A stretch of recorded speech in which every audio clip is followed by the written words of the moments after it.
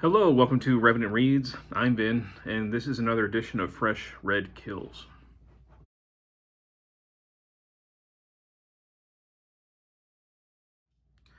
So, Fresh Red Kills is where I talk about books that I have recently finished reading. I'm going to be talking about two books I actually read at the end of June. So I'm still catching up with these types of videos, these update videos.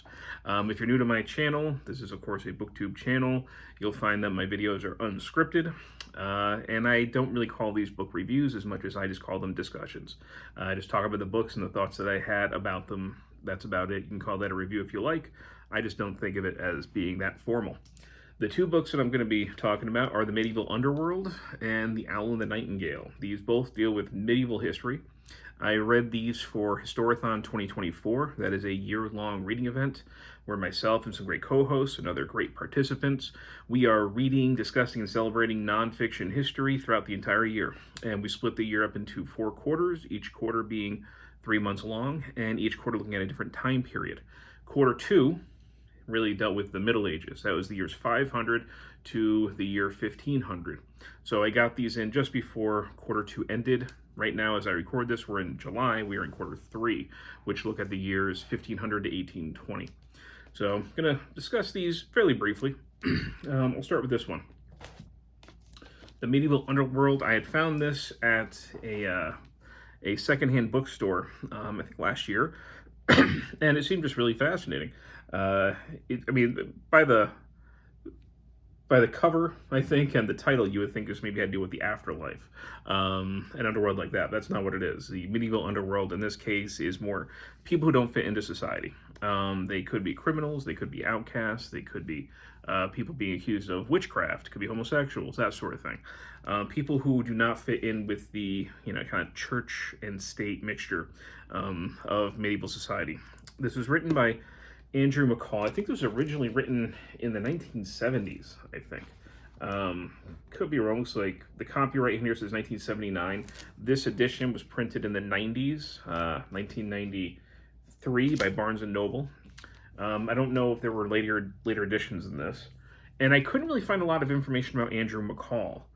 The only things that I could really find about him, this seems to be the only historical work that he wrote. And the other stuff seems to have been like various forms of erotica, and I think some gay erotica as well, just from what I could find on the internet. So I don't really know much about this guy. I don't know if he was a historian, journalist, just a freelance writer. I really don't know. But, I mean, it says that he was educated at Haileybury. He won an exhibition to Clare College in Cambridge, and he basically got some degrees. Lives in Kent and Greece, and that's about it. I don't know anything else about him. And that, of course, was, back when this was published. So what we have here is a pretty, I will say, just physically, this is a nice book. I mean, the dust jacket is a little bit beat up, but the quality of the printing is actually really nice. There are a lot of images in here, and they are so clear. They really do look great. I have come across, during this quarter of Historathon, some books who had some prints that just looked awful. And these actually all are pretty crisp. I don't know if they're all original from what was available in the 1970s, but I was pretty impressed, actually, by the overall printing job of this whole thing. Now, the topic is pretty fascinating. I will say it took me a little while to get into this book. Andrew McCall's, his writing style is something that took me some getting used to. He has very long-winded sentences, a lot of commas. I'm not sure if you call them. Well, I don't know the proper grammatical terms for all these sentence structures, but it's essentially the kind of thing where it's like, so-and-so who came from here, where this thing happened, in the year there, which after that, this thing happened. Well, then he goes back over here. I'm not really explaining this terribly well, but it's essentially one of those things where you have to be very patient with the sentences to see where it's going to lead. And I think that the chapters are written that way as well. You don't always know exactly where he's going with things. You're not always sure when we're kind of ending one tangent and beginning another. And that is especially more difficult in the very beginning The first couple of chapters, it's got one, the Middle Ages. Chapter 2 is Church, State, and Sin. And then 3, Crime and Punishment. He's trying to kind of establish the society and legal structure that will then help him, will assist him in explaining the rest of the stuff. But it's kind of long-winded. It's a little bit confusing, and it's not the most, I would say, compelling reading. But if you're patient, you'll get a lot of good stuff out of this. By the time you get especially to the halfway point of the book, it really has hit a stride, and there are some really fascinating stories in here. You really do get a sense of the diversity of medieval society. I think that as modern people, when we look back on medieval society, we tend to think of it as a lot more homogenous, a lot more conformist in a lot of ways. But you really get a variety of people of various beliefs, people willing to buck the system, people willing to very violently go against things like the church. Sometimes just sacking churches and, killing bishops. And we're not just talking about like Vikings or anything like that. Speaking of that, he does have a tendency to refer to barbarians all the time. I don't know if it's just a product of its time, but anytime it's something like Germanic, he usually refers to it as barbarians. But that's fine. That's neither here nor there. Once you get into the later chapters, like I said, things do end up becoming really interesting. This is a sword fighting school. It looks awfully interesting. Looks like a fun time. Just to kind of look at some of the other contents, I'll put that up in case anybody wants to hit pause and look at those chapters. We've got things like bandits, freebooters, and outlaws, rich man, poor man, beggar man, thieves, prostitutes, homosexuals, heretics, sorcerers and witches, Jews, and hell. And like I said, ended up being, in the end, a pretty good book. It takes a while to get into it.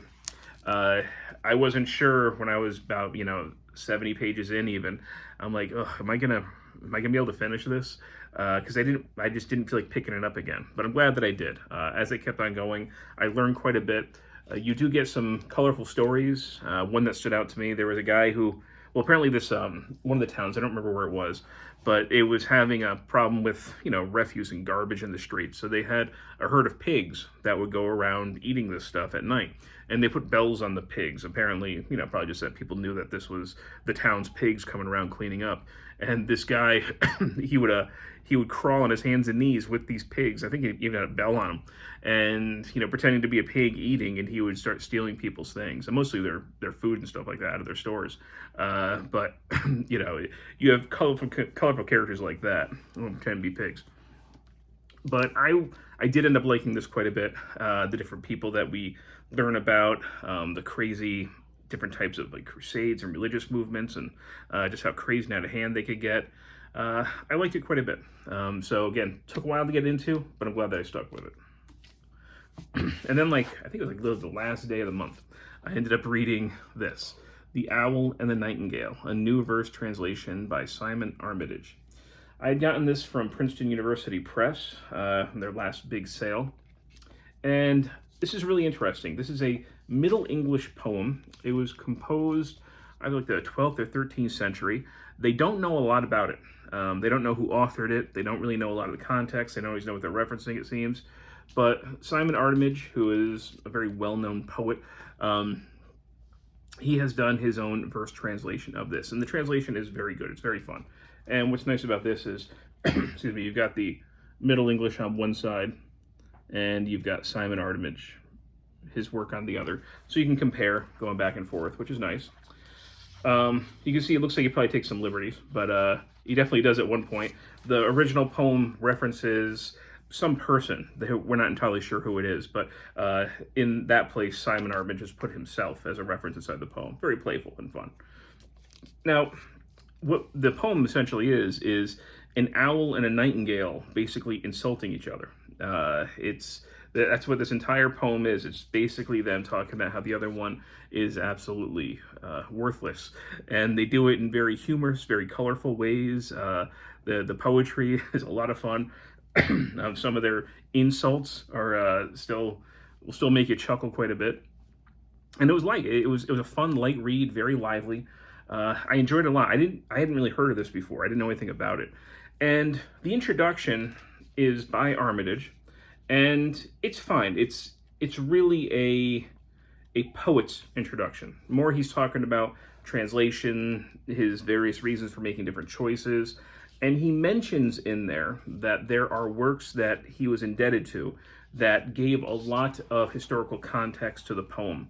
Things like theologically what's going on inside this thing. Now, that stuff you can't really find inside this book. So when I read it, I had to read it, I guess, on a very surface level. I got a surface level enjoyment of it, but I didn't really understand the deeper context of a lot of what was going on here. So that's something that, I would like to actually look into more, maybe find another version or read some more scholarship on it, but you're just not going to find it in this edition. However, this, like I said, was a lot of fun to read. And that's it. Those are the last two books that I read in June of 2024, and they were both for Historathon 2024, two works looking at the Middle Ages. If you've read either of these, love to hear your thoughts, and as always, thank you, BookTube.